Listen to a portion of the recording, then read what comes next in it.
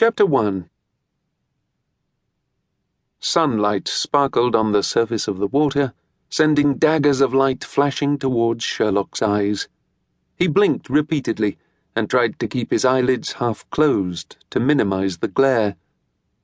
The tiny rowing boat rocked gently in the middle of the lake. Around it, just past the shoreline, the grassy ground rose in all directions, covered in a smattering of bushes and trees. It was as if it were located in the middle of a green bowl, with the cloudless blue of the sky forming a lid across the top.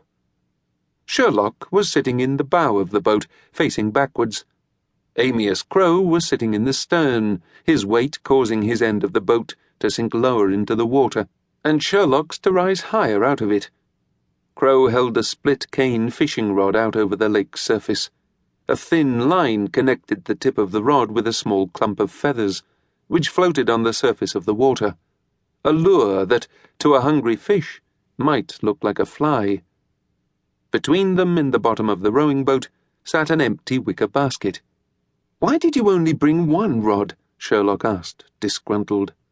"This ain't a day's fishing," Crowe replied genially, eyes fixed on the floating lure, "much as it may look like it. No, this is a lesson in life skills." "I should have guessed," Sherlock muttered. "Although it's also a way to get some dinner for me and Virginia tonight," Crowe conceded. "I always, if possible, try to arrange that what I do serves several purposes." "So I just sit here," Sherlock said, "watching you fish for your dinner?" "That's about the size of it," Crowe smiled. "And is it going to take long?"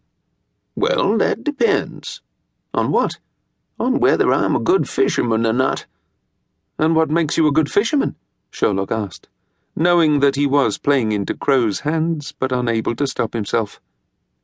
Instead of answering, Crowe wound the bone-handled brass reel at his end of the rod, expertly pulling the line in. The feathered lure jumped out of the water and hung suspended in the air, glittering droplets of water falling from it and striking the lake. He jerked the rod back. The line flew above his head, the lure blurring as it moved. He whipped the rod forward again, and the lure made a figure-of-8 shape against the blue sky as it flew over his head and hit the surface of the lake in a different location, making a small splash. He watched, smiling slightly as it drifted. "Any good fisherman knows," Crowe said, "that fish react differently depending on the temperature and the time of year. Early morning in spring, for instance, fish won't bite at all. The water is cold and it don't heat up much, because the sun is low and its rays bounce off the water, so the fish are sluggish. Their blood, being cold and influenced by the surrounding environment, is flowing slowly. Wait till late morning or early afternoon and things start to change. The fish will bite intermittently because the sun is shining on the water, warming it up and making them more lively. Of course, the wind will push around the warmer surface water and the little midges and stuff they feed on, and as a fisherman you got to follow that movement. No point in fishing where the water is still cold or where there ain't any food.